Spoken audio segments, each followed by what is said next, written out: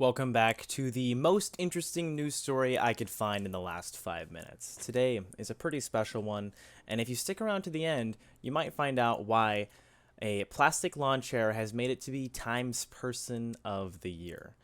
I was just in Florida for 10 days and couldn't upload for a bit, and I really got to take in the weirdness of Floridian people. They're crazy and wacky. But this story, at least like the outcome of parts of this story, are even wackier than some of the wackiest Florida people. And it all starts just a few days ago in Montgomery, Alabama, on the Alabama River. A tourist boat was out giving a tour of the area with about 300 passengers on it, and when it was coming back into dock, a pontoon boat that wasn't allowed to be parked in a specific spot was in the way, and the captain had to come off the boat and try to move the pontoon boat.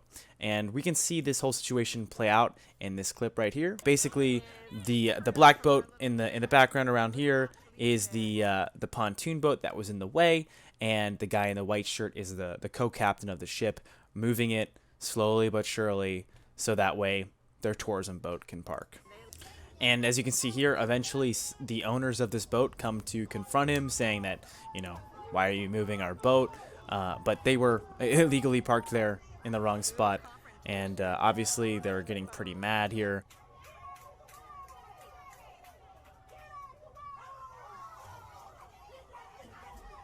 Throws the hat there. That's a signature move. See, if he hadn't done that, he wouldn't have been able to fight back here. And we're still wondering if he ever got that hat back. The world may never know. Actually, lots of hats being lost here. And obviously, all jokes aside, it's terrible what happened. I mean, the captain was trying to do something he was obligated to do for the sake of his boat, and these idiot pontoon boaters decided to take their anger out on him, for doing something illegal, and it just sucks. And all of these passengers had to watch the crew member of their ship get beaten to a pulp. And it's just honestly pretty sad. And in fact, 3 of these guys have already been charged with aggravated assault, and hopefully more of that is to come along. This story is really just the modern day David and Goliath, where David loses in the end and is also a bunch of white supremacists. This situation was quite clearly racially motivated. I mean, there's no other way to explain it. The people involved, doesn't matter if they're intoxicated, the reaction was far too big for the situation, especially when they're doing something illegal. And that's why this situation didn't end here. And in fact, when that tourist boat finally docked, a lot of the tourists having to had bear witness to such an atrocious racist action take place against someone who wasn't in the wrong at all, left the boat and sought revenge on those white supremacists.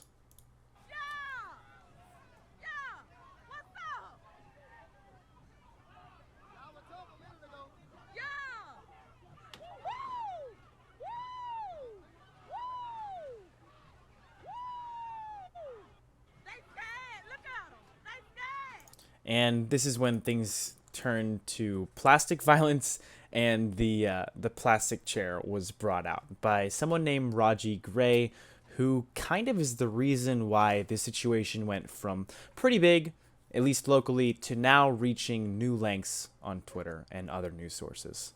Now, before we really get into the Raji Gray situation and the plastic chair warrior, I really want to be honest with you guys about this whole situation. It has deep roots in racism and has complexities that I personally can't relate to or understand. And that's okay. I'm not trying to say that I can put myself in these people's shoes or anything like that. I am upset that the situation happened in the first place, like any of you are. And I really just wanted to showcase this story to kind of get the word out there that these sort of acts of violence based on race still happen. And it's up to us to spread the word and get it to stop. We don't know too much about Reggie's past history, but we do know one thing for sure. He came out of this situation the plastic chair Chad. Now, as a kid, I did my fair share of plastic sword fights, and I would say I was pretty good. But Reggie's on a different level. He doesn't need a plastic sword. All he needs is a chair. And I think a lot of companies missed out on that when we were growing up. Like, Plastic swords are for losers. Plastic chairs are where the real damage is done. I mean, imagine little kids sprinting through your house with plastic chairs. I would be afraid. And Reggie really encapsulates that. Now, the only real reason why I joke so much about this is because I personally don't believe that a plastic chair really causes that much harm. In fact, you probably could even argue that it might hurt less than a punch to the face. You know, the plastic bends where your fist doesn't. And here's Reggie and some of his still frames of this plastic chair. I mean, who knows? Maybe this guy, he fell off the boat or something after getting hit.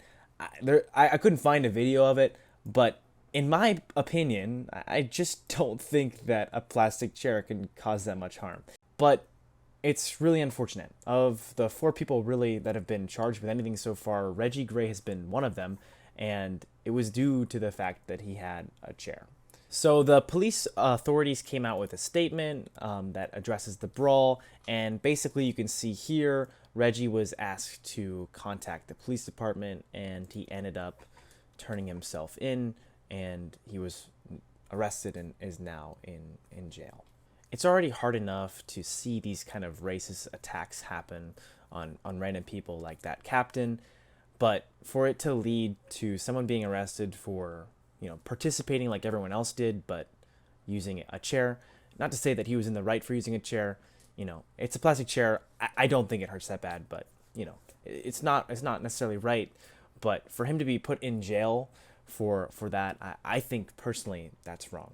And it makes the situation worse. I don't think that anything Reggie did really sets him apart from anyone else. And it really kind of sparked this whole movement because a lot of people feel that way. They want Reggie to be free. Hopefully Reggie is freed, but on a bit of a lighter note, they actually did find the chair, and here's what it looks like if you're curious. They're holding it like it's a weapon of mass destruction, but also a token, a symbol of light and happiness. It is pretty comical, the way it looks, and to think that a chair is considered a weapon. I just think that's pretty funny. I mean, who knows? Maybe that in the next World War, we're just gonna throw out all the tanks, all the nukes. They're gonna do nothing in the end. What's really gonna come down to it is who can hold that plastic chair, who has the equivalent of Excalibur, the sword in the stone of plastic chairs, the Thor's hammer. Who can pick it up? The world may never know, but I think it starts at Reggie himself. To bring this story to a conclusion, I wanted to show you guys this quote, which says, "If you understand the history of Montgomery, one of the most prolific slave trading cities in the US turned brutally repressive apartheid regime after, and majority black but just got its first black mayor, it gives so much more perspective to this video." I like this quote because it showcases the underground and long history of southern states in America. They were rooted in the slave trade, and this video, this whole event took place by a very popular slave trading city in the United States past. And while of course it's not slave trading today, some of those beliefs still hold true and affect people like the captain of that boat, or even like Reggie Gray himself.